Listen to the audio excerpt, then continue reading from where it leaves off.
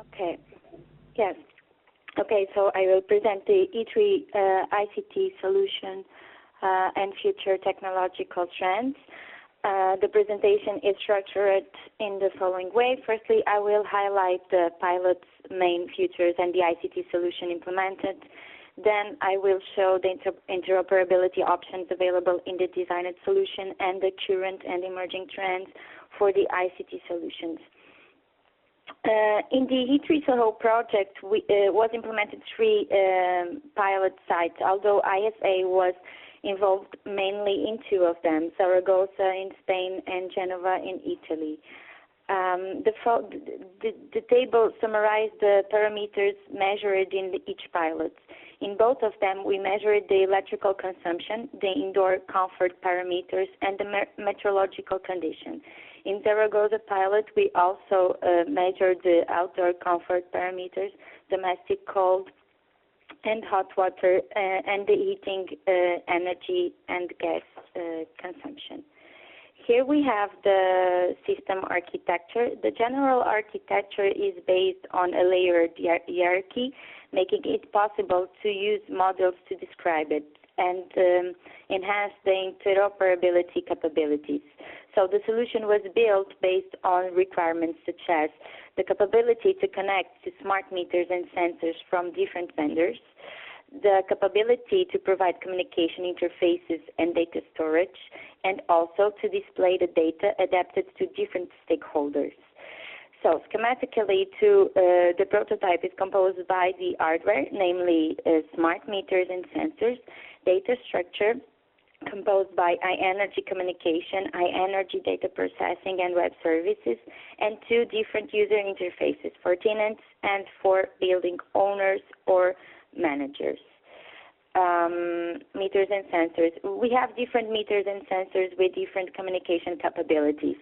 Some partial circuits in Genova use in-house sensors that communicate with an hub data concentrator via radio connections, 868 MHz and Zigbee. The energy meters are connected to the data concentrator via Modbus, and we have comfort sensors and domestic hot water and heating water meters that communicate with the data concentrator via a proprietary protocol over radio frequency 868 MHz. We also have a weather station that has been installed in the roof of the building and provides window measurements, liquid precipitation, barometric pressure, and temperature. The communication is based on MBUS protocol. And we have also the production, the solar panels enthalpy that is measured using an enthalpy meter that is connected to the data concentrator through a MBUS to Modbus bridge. In the Zaragoza pilot, 10 control cabinets were installed to host the metering devices and a high hub data concentrator. We have also a single GSM 3G router provided internet access to all the concentrators connected via LAN. The same internet access was used to deploy a WLAN to enable the tenants to connect to the tablets to visualize the information. And in Genova, we have 16 control cabinets. Each cabinet had an ISA hub data concentrator. In some cabinets, a GSM 3G router was installed to provide also the internet access for a single concentrator or a set of concentrators. The central platform, the IEnergy. So the IEnergy is composed by an IEnergy communication module that is responsible for retrieving data from the field using an appropriate protocol. After acquisition, it stores in the database the raw data from sensors, typically in 15-minute intervals. And we also have an IEnergy data processing module that is responsible for receiving data from the IEnergy communication module or the web services. This module processes all the data. The IEnergy platform in global view provides a web service that can be used to visualize global data collected in the pilots, analyze specific periods, and export data. The IEnergy platform also has an IEnergy back office that is a web interface developed to be used as the main configuration and maintenance of the global IEnergy platform. The tenant user interface is fed with data from the IEnergy data processing module through the IEnergy AIP web services, and enables end users to check different information such as the electricity, water, gas consumption, the comfort parameters, the historical data, and be alerted for a particular set of predetermined situations. In Genova and the Ragosa pilots was used the S display. There are two ways to access to the system. We have a web-based interface and an Android app that allows the data visualization through a normal web browser or an Android tablet. These platforms share the same basic features and data, but differs in layout and in other approaches or ways to present the information. We have the Building Manager tool. Building Manager tools were created to help the owners and managers of the buildings. These users can easily check the communication status of all the units and explore the stored data. And in case of a problem, the user gets the date of the last communication. The user can also access data from all the measured parameters for different aggregation intervals in the various meaningful metering units, such as energy consumption information, energy production, comfort data, historical data, device management. Interoperability. The modularity of the ICT solution architecture make it possible to consider its interoperability options at different levels, corresponding to the different layers that are integrated in the architecture. Let's start by the device layer, device communication layer. Here we have sensors and data concentrators that integrate different protocols and standards, as we saw previously. In the concentrator communication layer, we have the IEnergy communication model that implements the proprietary protocol to communicate with ISA data concentrators. In the data integration layer, the main interoperability mechanism for integration provided by this module is based on web services, for which an interface code is openly offered.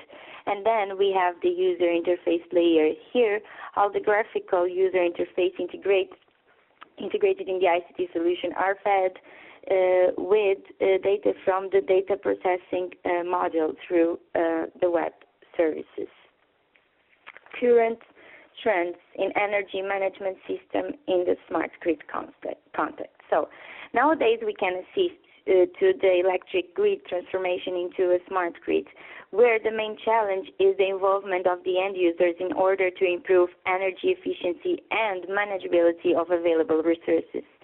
The energy management systems often integrate with home automation systems, play an important role in the control of home energy consumption and increase the consumer's participation. Although currently the existing metering systems have substantial shortcomings in delivering relevant and adequate information to the end user, providing greater benefits to the grid that can predict more accurately the electricity needs for the demand side.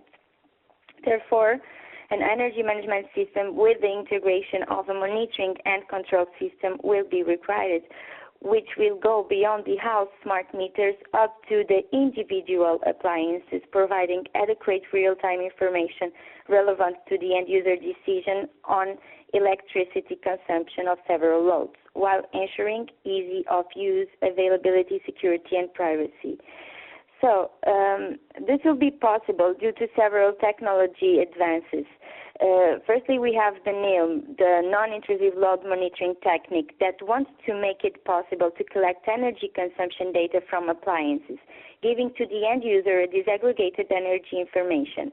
The academics are putting much effort investigating the NILM.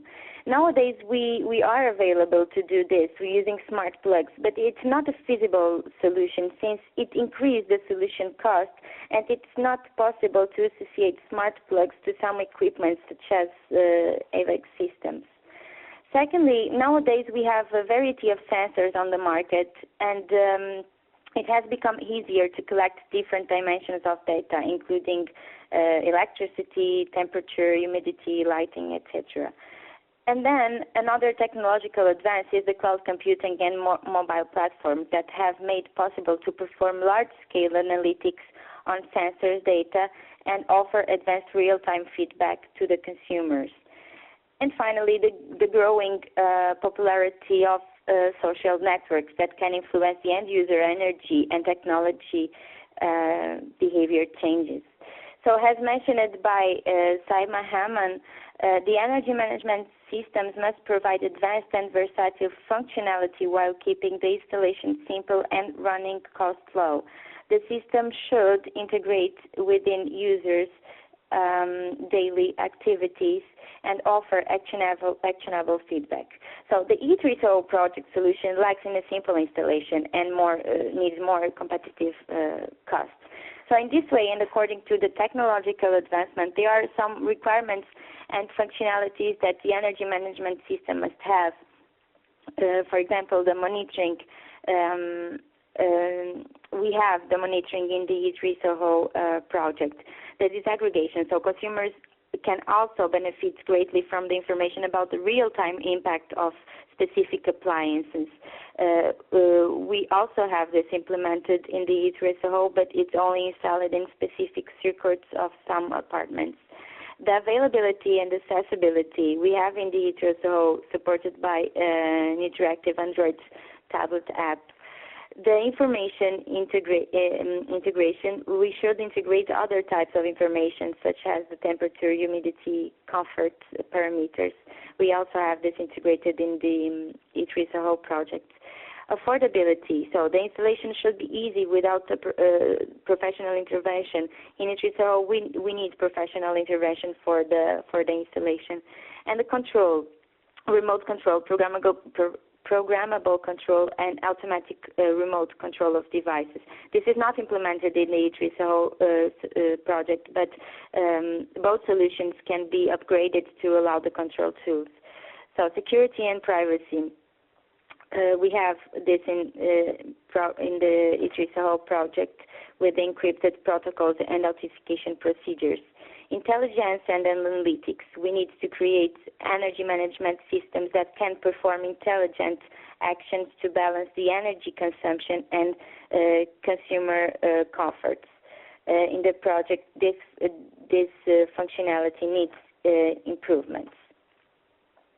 As an example of current trends, we have Cluj, developed by ISA, is an energy management system solution for the residential sector based on a fully interactive information and communication technology, which allows the end user to monitor the global and the individual consumption and control electrical appliances, helping them to optimize the use of electricity and appliances. Reducing the bill, the energy bill. The infrastructure inside the house consists in a set of sensors and actuators, as well as a hub that works as a gateway, which enables the communication with the outdoor infrastructure and allow the remote access via user interfaces.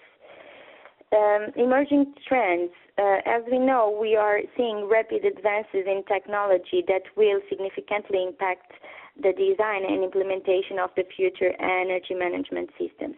So the future energy management systems need to be fully integrated with the home automation system that supports control of appliances and offer advanced features such as security surveillance using sensors, namely thermostats, motion detectors, and also healthcare parameters for elderly and sick people. The energy management systems can also serve as a useful tool towards active demand-side energy management, one of the fundamental goals of the smart grids contest.